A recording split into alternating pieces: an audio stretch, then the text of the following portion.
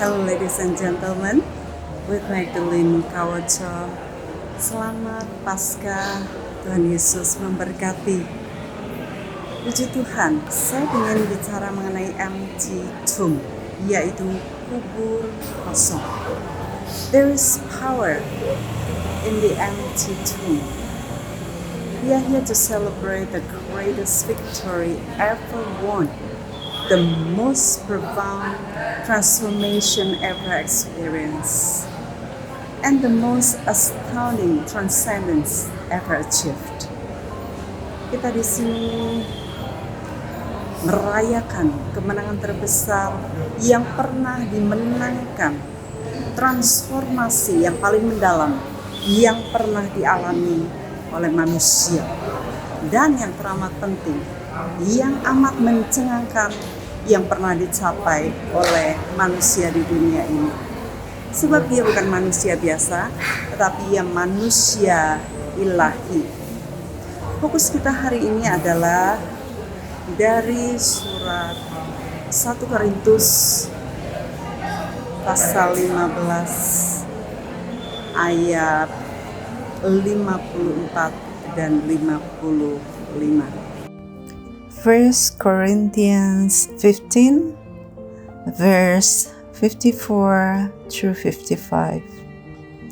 When the perishable has been clothed with the imperishable, and the mortal with immortality, then the saying that is written will come true. Death has been swallowed up in victory. Where, O death, is your victory? Where, O death, is your sting? 1 Corinthians 15 verse 3 through 5. For I delivered to you as of first importance what I also received, that Christ died for our sins in accordance with the scriptures, that he was buried, that he was raised on the third day in accordance with the scriptures. Ayat ini menyatakan bahwa kematian itu telah ditelan dalam kemenangan oleh Yesus Kristus. Hai kematian, hai maut, di mana sengatmu? Di mana kemenanganmu? Ayat ini tentunya sangat jelas sekali menyatakan bahwa the ultimate triumph of the tomb, yaitu transcendence through resurrection. Ada kemenangan, ada transformasi melalui kematian kepada kehidupan. Ini adalah suatu reminder buat kita bahwa ada harapan saat kita percaya Kristus, dan ada harapan akan kehidupan kekekalan, harapan akan masa depan yang bebas dari ketakutan dan kematian.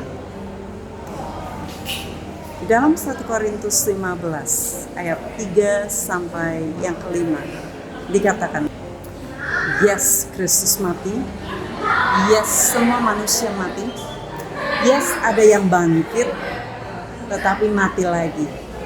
Hanya Kristus satu-satunya yang dinyatakan bahwa dia bangkit, dia hidup selamanya. Kubur ternyata kosong, dan itulah kekuatan kubur yang kosong. Ada seorang dokter yang bercerita bahwa dia tadinya tidak percaya kepada Tuhan. Dia ada di Afrika dan kemudian dia menjadi Kristen. Teman-temannya heran dan bertanya pada dia, bagaimana kamu kok bisa jadi Kristen? Lalu dia menjawab, well, itu seperti gini analoginya. Seorang berjalan di antara dua direction, dua jalan yang terpisah, dan dia nggak tahu mau kemana jalan yang benar.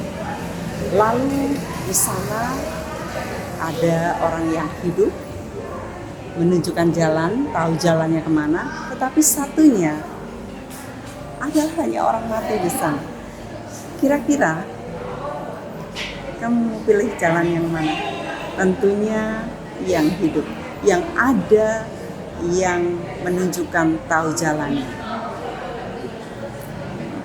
Kita semua tahu, mereka semua tahu bahwa Yesus hidup, kubur itu kosong. Biarpun mereka menyuap tentara, mereka membohongi masyarakat, tetapi Yesus hidup.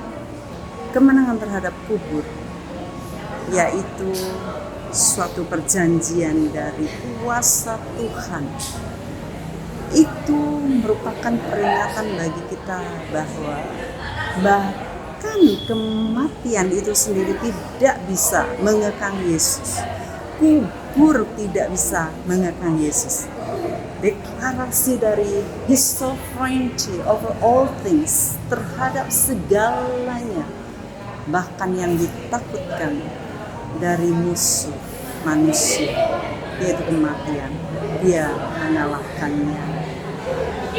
Dia mengalahkan kubur, Dia mengalahkan yang disebut mati.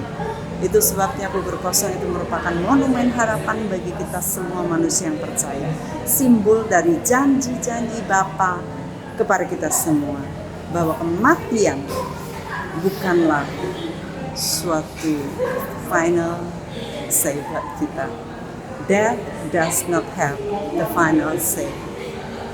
Lalu, kebangkitan Yesus Kristus juga adalah panggilan untuk kita melakukan misi kita, melakukan panggilan kita, yaitu misi dan panggilan agar hidup kita layak berpadanan dengan Injil Kristus Yesus. Bahkan juga kita dipanggil untuk menjadi ambassador of the kingdom of Christ, untuk menyatakan kemenangannya terhadap kematian di dunia yang sangat syarat dengan harapan. Lalu, kedua, yaitu panggilan untuk kita menjadikan segala bangsa murid, yaitu amanat agung, the Great Commission. Itu sebabnya, saudara, mari kita sama-sama berdoa. Heavenly Father, we thank you for the gift of your Son, Jesus Christ, who conquered death and rose to life, giving us the hope of eternal life. As we reflect on this truth today, we pray that you would open our hearts and minds to understand more deeply the significance of Christ's resurrection. Bapa di surga, terima kasih untuk hadiah terbesar, yaitu Yesus Kristus yang telah mengalahkan kematian dan bangkit kepada kehidupan, sehingga kami melihat kubur itu kosong, yang memberikan kami harapan akan kehidupan kekal. Sebagaimana kami mendengar kebenaran-kebenaran hari ini, kami berdoa bahwa Engkau akan membukakan hati kami, mata rohani kami, pikiran kami, untuk mengerti dengan dalam arti dari kebangkitan Yesus Kristus, kubur yang kosong. May the words of our mouths and the meditation of our hearts be pleasing in your sight, O Lord, our rock and our Redeemer. Kiranya perkataan dari mulut kami dan perenungan dari hati kami hari ini berkenan kepadamu, Tuhan, gunung batu kami dan penyelamat kami. Dalam nama Tuhan Yesus, Bapa Yahweh, who triumph over the tomb, yang telah menang terhadap kubur dan maut dan memberikan harapan kepada kami. Haleluya.